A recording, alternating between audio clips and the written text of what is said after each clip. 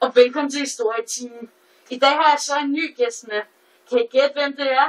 Han er meget kendt her i området, og hans navn er Flemming Jensen, og han har sin hund med i dag. Bare kom ind. Selv er.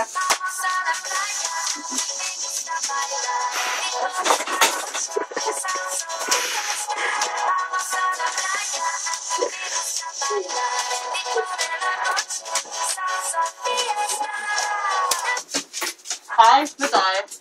Hej med dig, Flemming. Hej. Har du din hund med? Ja, Ja, det kan jeg se. den er stille. Sikke hvor den så. Ja, og meget vild og kan rigtig godt lide løg. Ja, sikke hvor den kan.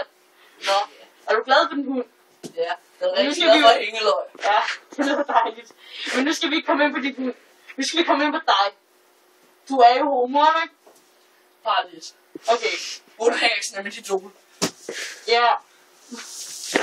Men ikke komme i studiet. Okay. Han har en rigtig dejlig facade, kan jeg se. Og nogle flotte solbriller. Men så spørgsmålet. Kan du overhovedet se noget? Ja.